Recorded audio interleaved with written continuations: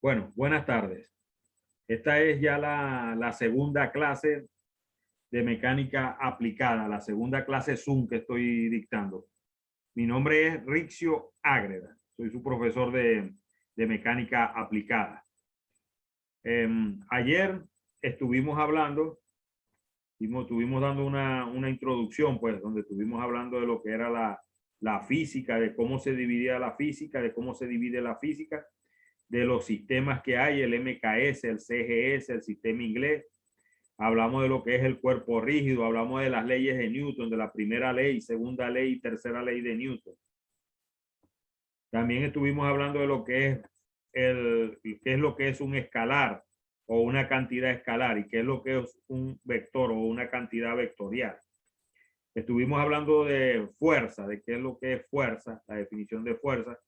Hicimos la descomposición de la fuerza en el plano, cómo se representa la fuerza escalarmente y cómo se representa la fuerza vectorialmente. También lo hicimos en el plano y lo hicimos también en el espacio, cómo se descompone la fuerza en el espacio. Estuvimos resolviendo un problema de fuerza en el plano, una fuerza que se está ejerciendo en un gancho. Hicimos la descomposición de cada una de esas fuerzas y vimos cuál era la fuerza resultante, haciéndolo analíticamente. Y además de que calculamos el valor de esa fuerza resultante, calculamos cuál era el ángulo que estaba formando esa fuerza con respecto al eje X positivo en sentido contrario a las agujas del reloj. Estuvimos hablando también del vector posición, vector que ubica un punto con respecto al origen, un punto en el plano con respecto al origen. Hicimos también un problema de un soporte. Y para hoy tenemos pautado hablar de lo que es el momento de una fuerza. Cuando hablamos de momento de una fuerza, hablamos de la tendencia que tiene una fuerza a causar rotación con respecto a un punto. Aquí estamos viendo esta fuerza F, que la estoy señalando ahorita con la manito, y ella está ubicada con respecto al origen en el plano XY, está ubicada con respecto al origen con este vector R que está aquí, ¿ves? Este es el vector R y esta es la fuerza. Esta que está aquí, la que estoy indicando ahorita con la manito, es la línea de acción de la fuerza. Esta es la línea de acción de la fuerza. Esta que estoy indicando con la manito. Eso se llama la línea de acción de la fuerza. Si yo muevo esa fuerza a través de su línea de acción y la coloco aquí como está esta línea roja aquí, yo consigo una distancia, esta distancia D que está aquí, que es perpendicular a la fuerza o a la línea de acción de la fuerza. Cuando yo multiplico el módulo de la fuerza por esa distancia, estoy consiguiendo el momento o torque, porque al momento también se le dice torque, el momento que está causando la fuerza con respecto a este punto cero que está aquí, o a este origen que está aquí. Que lo estoy señalando ahorita con la mano. Entonces, multiplicar el módulo de esa fuerza, aquí está, cuando lo hacemos escalarmente, el módulo de la fuerza multiplicado por D me da el módulo del momento con respecto a este punto O. Aquí está el momento con respecto a ese punto O el módulo de ese momento es igual al módulo de la fuerza multiplicada por D. Eso cuando hablo escalarmente.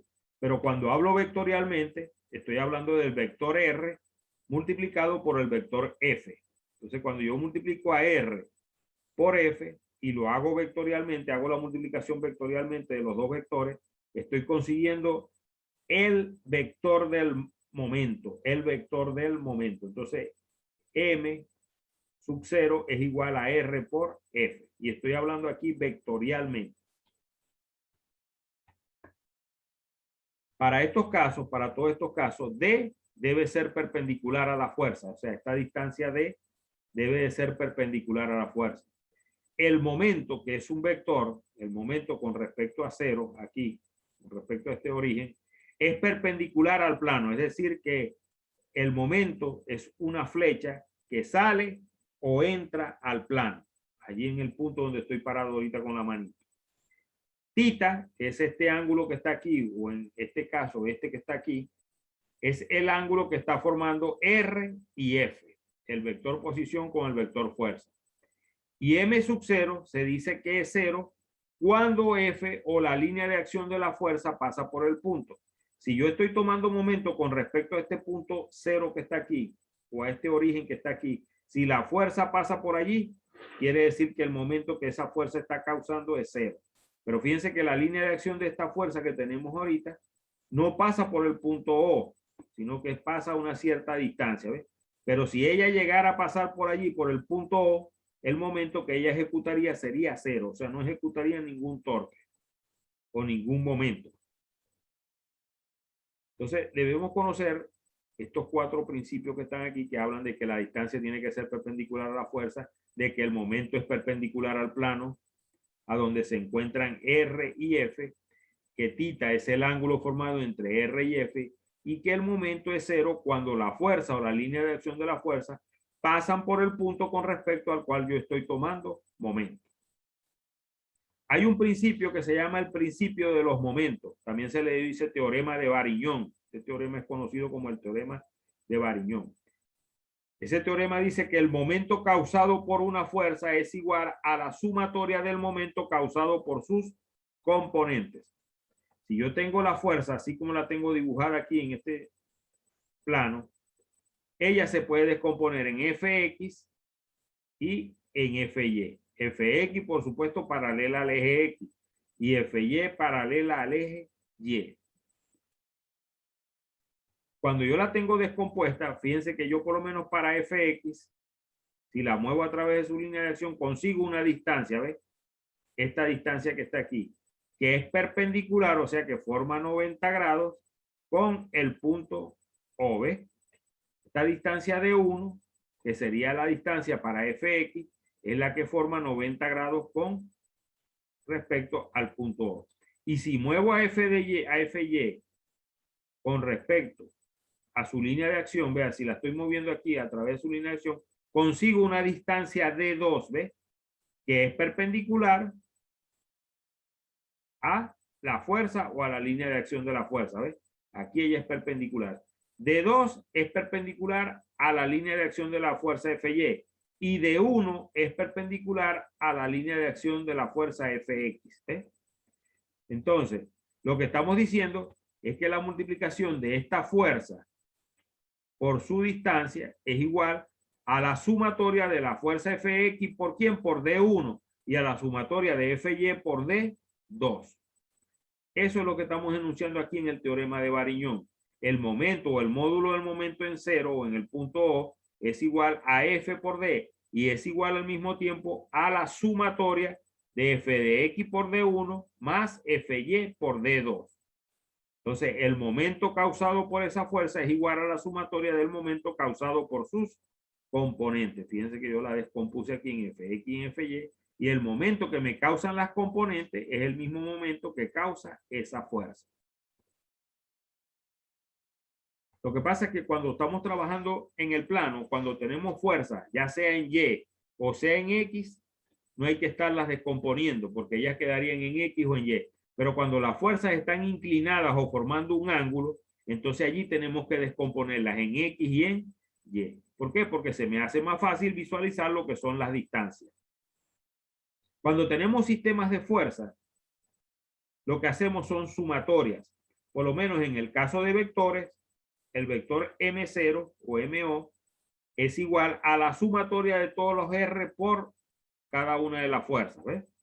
Pero cuando tenemos módulos, decimos que el módulo del vector M0 es igual a la sumatoria de todos los módulos de la fuerza multiplicado por las distancias. Entonces, nosotros normalmente cuando tenemos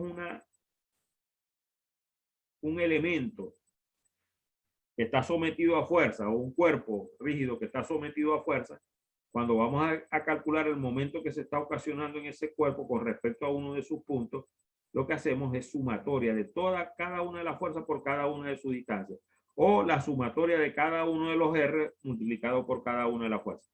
Esta parte que está aquí, la que estoy señalando con la manito, es vectorialmente. Y esta parte que está aquí, donde aparece el módulo de F por D, es escalarmente. Veamos el caso de este problema que está aquí. Dice, determine el momento en el punto A, o sea, en este punto voy a determinar el momento de la ménsula mostrada. Esto que está aquí es una ménsula. Es como una sobresaliente de la pared, esta pared que está aquí. Toda sobresaliente de la pared, eso se conoce como una ménsula. Entonces, fíjense que tengo esta fuerza de 100 newton actuando hacia la izquierda, ¿ves? Tengo esta fuerza de 200 newton que está formando 50 grados con el eje X. Y tengo esta fuerza de 600 newton que está en el eje Y. Entonces, como dijimos anteriormente, cuando la fuerza está en X, como esta de 100, y cuando la fuerza está en el eje Y, como esta de 600, no hay que estarla descomponiendo. Pero cuando las fuerzas aparecen así inclinadas, formando cierto ángulo, hay que estarlas descomponiendo. Entonces, esta que estoy señalando aquí, que está dibujada en rojo, que es 200 por el coseno de 50, es la componente en X de esta de 200 newton. Y esta que está aquí, que es la componente en Y, es 200 por el seno de 50. Fíjense que en este triángulo que está aquí, que estoy señalando con la manito, en este triangulito que está aquí, ¿ves? Lo vuelvo a señalar para que lo visualicen. 200 por el coseno es un cateto adyacente. Y esta que está aquí sería un cateto opuesto de 50. Entonces, lo que sería esta misma que se refleja aquí, esta que estoy señalando aquí. Esta que está aquí, 200 seno de 50 es esta misma. Entonces, cuando yo ando buscando el cateto opuesto, que es esta que está aquí, trabajo con el seno. Y cuando estoy buscando el adyacente, que es este que está aquí, trabajo con el coseno. ¿Por qué trabajo con el coseno? Porque el coseno, en el caso del adyacente, es la única función trigonométrica que me relaciona el cateto adyacente con la hipotenusa, que la hipotenusa en este caso es la de 200 newton. ¿Y por qué trabajo con el seno cuando es el opuesto? Porque el seno es la función trigonométrica que me relaciona el cateto opuesto con la hipotenusa. Recuérdese que el seno de un ángulo es cateto opuesto sobre hipotenusa. Y cuando es cateto adyacente, el cateto adyacente o el coseno de un ángulo es cateto adyacente sobre la hipotenusa. Entonces, fíjense cómo se relaciona el adyacente con el coseno y cómo se relaciona el opuesto con el seno. Entonces, ya después que yo la tengo descompuesta, trabajo con las componentes. ¿Por qué? Porque me acuerdo del teorema de Varignon que me dice que el momento que esta causa, que está de 200 newton causa, es el mismo momento que causan sus componentes. Pero si ustedes se ponen a ver, si yo estoy tomando el punto A, la distancia para la de 200 coseno de 50, si se ponen a ver aquí, es de 3 metros, ¿ves? Es 3 metros. La distancia que forma 90 grados con la fuerza o con la línea de acción de la fuerza. Y por lo menos para esta que está aquí, 200 seno de 50, la distancia es 4 más 4, o sea que sería 8. Esta distancia que va desde aquí hasta aquí sería 8 metros. Entonces, la distancia yo a veces las llamo brazo. Le digo brazo. Cuando me escuchen decir la palabra brazo, me refiero a una distancia. Por lo menos para la de 600 newton que está aquí, si yo la muevo a través de la línea de acción de ella, ¿ves? Vean que estoy consiguiendo una distancia que va desde aquí hasta aquí, que vale 4 metros, que es el brazo de esta de 600 newton. Y si me pongo a ver la de 100 newton, la de 100 newton no ocasiona momento. ¿Por qué? Porque su línea de acción, pónganse a verla, ¿ves? Pasa por el punto. Y cuando la línea de acción de la fuerza o la fuerza pasan por el punto, el momento es cero. Lo dijimos aquí cuando hablamos de estos principios básicos que están aquí, que dijimos que el momento era igual a cero si la fuerza o la línea de acción de la fuerza pasa por el punto. Ok, seguimos aquí en el problema. Vamos a hacer entonces ahora la sumatoria de fuerzas, de momentos en el punto A. Si lo hago escalarmente, digo sumatoria de momentos en A y digo que el sentido de giro contrario a las agujas de reloj es positivo. Entonces comienzo con la de 600, que es esta que está aquí, ¿ves? Su brazo ya sabemos que es 4. Este brazo que está aquí, ¿ves? Aquí está el brazo. Y ella está actuando hacia abajo, ¿ves? Ella está actuando hacia abajo, aquí está, ¿ves? Entonces ella va a tender que esto haga así con respecto al punto A, que ella haga así. Que gire en sentido de las agujas de reloj. Y el giro en sentido de las agujas del reloj es contrario al que yo estoy diciendo que es positivo. Por eso 600 por 4 metros es un momento que es negativo. Vamos con la de 200 coseno de 50, que es esta que está aquí, ¿ves? Si yo la muevo a través de su línea de acción, la muevo para acá, la traigo hasta aquí y estoy consiguiendo que su brazo vale 3. Desde aquí hasta aquí hay 3 metros. Por eso su brazo vale 3. 200 coseno de 50, que es la fuerza, y su brazo vale 3. Pero si me pongo a ver, al colocarla aquí, ella va a tender que esto rote así, ¿ves? ¿Ven la manito como rota en sentido contrario al aguja de reloj? Y estamos diciendo que en sentido contrario al aguja de reloj es positivo. Por eso es que la colocamos con su giro positivo o su signo positivo. Tenemos la otra de 200 seno de 50. Aquí está, 200 seno de 50. Si yo la muevo así acá, hacia arriba, estoy viendo una distancia que está desde aquí hasta aquí, que vale 8 metros, que es la suma de este 4 más 4. Entonces, ella va a tender, como está mirando hacia arriba, ella va a tender a que esto haga así, ¿ves? Como está rotando la manito ahí, ¿ves? Y ese sentido es contrario a las agujas de reloj. Estamos diciendo que contrario a las agujas de reloj es positivo. Por eso es que colocamos el sentido aquí o su signo positivo a ese momento que causa 200 seno de 50, 200 newton seno de 50 por 8 metros, que es su brazo. Hacemos esta operación que está aquí, 600 menos 600 por 4 más 200 coseno de 50 por 3 más 200 seno de 50 por 8, y eso me da menos 788,65. Menos 788,65 newton por metro. Me está dando negativo el momento. Pero cuando yo calculo el módulo, que lo represento entre dos barras, el momento se convierte a positivo. O sea que me está dando 788,65 newton por metro. Me está dando negativo. ¿Por qué me está dando negativo? Porque él no está actuando en este sentido, sino que está actuando en el sentido contrario.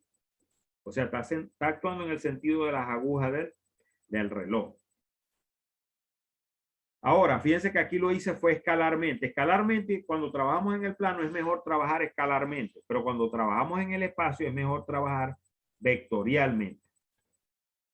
Fíjense que el momento que ocasiona la de 100 newton ni siquiera lo tomé en cuenta. No lo tomé en cuenta, ¿por qué? Porque ella no hace momento. Ella no hace momento con respecto a. ¿Por qué? Porque ella pasa por el punto A. Y al pasar por el punto A, el momento de ella es 0. Aquí lo tenemos vectorialmente, lo que vamos multiplicando cada una de las R por cada fuerza, ¿ves? Pero representadas vectorialmente. Esta 4i es la R de esta fuerza. Esta que está aquí es la R de la fuerza de 600 newton.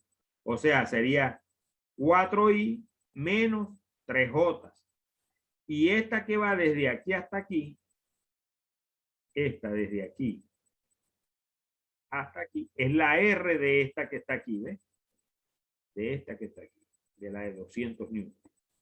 Entonces, claro, ¿qué es lo que voy haciendo? Multiplicando cada R por cada fuerza. Pero tengo que ir visualizando si la fuerza es negativa, si la fuerza es positiva. Por lo menos estoy viendo que la de 100 newton es negativa porque está mirando hacia la izquierda. La de 600 newton es negativa porque está mirando hacia abajo en Y. Y esta, al descomponerla, tiene la componente en X positiva y tiene la componente Y positiva. Cada una de ellas es colocada aquí, ¿ves? Aquí está la de 100, que es negativa. Aquí está la de 600, que es negativa. Y aquí está la de 200 coseno 50 y la de 200 seno de 50. Cada uno con su vector unitario. Recuérdese que el de X, el vector unitario es Y. El de Y, el vector unitario es J. Y cuando trabajamos con K, el vector unitario, perdón, cuando trabajamos con Z, el vector unitario es K. Entonces, tenemos sus brazos. Este es el brazo o el R. Este es el brazo de esta que está aquí, la de 600. Es 4i menos 3j. Y este es el brazo o R de esta fuerza que está aquí. Es la inclinada esta o la que está formando un ángulo. Ahora, vectorialmente, I por I es 0. Y J por J es 0. Y K por K es 0. El producto vectorial se le dice también producto cruz. ¿Por qué? Porque solamente acepta cruzados. Cruzado quiere decir que solamente acepta I por J, J por I, K por J, J por K, I por K o K por I. O sea, solamente acepta cruzado. Cuando usted vectorialmente trabaja I por I es 0. J por J es 0. K por K es 0. Entonces, por eso como aquí tenemos 4i por menos 100i, eso me va a dar 0 porque estoy multiplicando i por i. Ahora, aquí en este caso, fíjense que tengo vectorialmente, voy a multiplicar vectorialmente en la multiplicación vectorial de los vectores unitarios. Fíjense que aquí tengo i, j y k. Cuando yo multiplico vectorialmente i por j me da otro vector unitario que es k, ¿ves? Por eso i por j es k. Y j por i me da menos k. Me daría hacia abajo la k. Hacia abajo. Hacia este sentido, hacia abajo. Cuando multiplico k por i, si yo multiplico k por i, me da j. ¿Eh? Y si multiplico i por k, me da menos j. Y si multiplico j por k, me da i. Entonces trabaja con la regla que se conoce como la regla de la mano derecha. J por K me da I y K por J me da menos I. Aquí están las 6 multiplicaciones vectoriales que se pueden presentar con el vector unitario. Entonces, voy aquí, digo 4 por 600 me da 2400 y más por menos me da menos. Y I por J, me vengo aquí, I por J me da K. Por eso es que me da menos 2400. Cuando multiplico 3J por 600J, perdón, menos 3J por menos 600J, como estoy diciendo J por J, eso me va a dar 0. Ya sabemos que vectorialmente I por I es 0, J por J es 0 y K por K es 0. Estoy hablando vectorialmente. No, venimos ahora aquí, a esta que está aquí.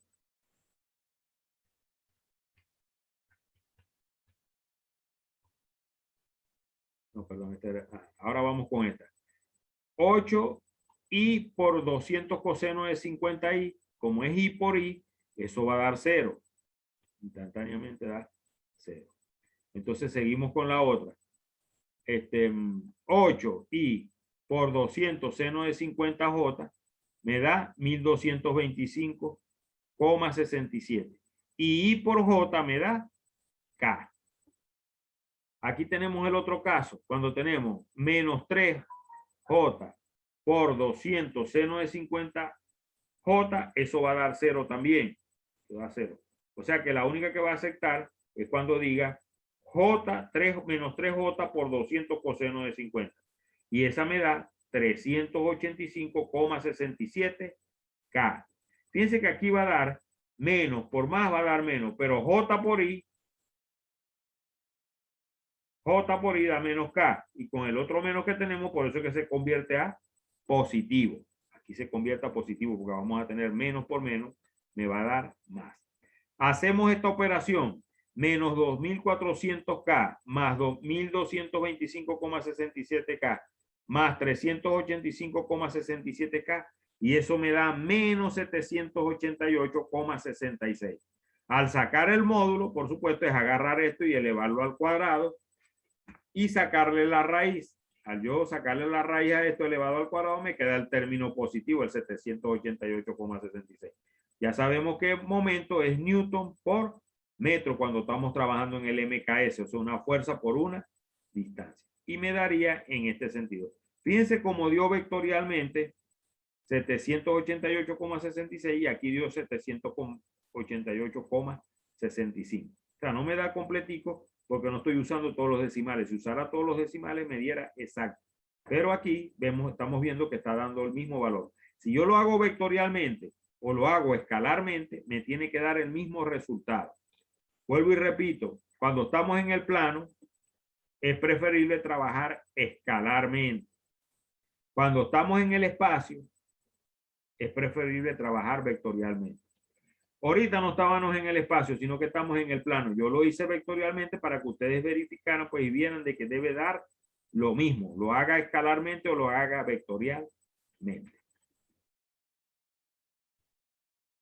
Bueno, con esta parte estamos concluyendo ya lo que es la primera unidad, la parte de momento. En el primer examen coloqué un problema de fuerza y un problema de vector posición. Y en el examen del 20% coloqué un problema de momento, o sea, una ménsula también para hacer el cálculo. Realmente, o sea, di la clase, pero no entró ninguno, o sea, trató de entrar una jovencita allí, pero se le cayó la señal porque entiendo que ella me dijo que se le había ido la luz.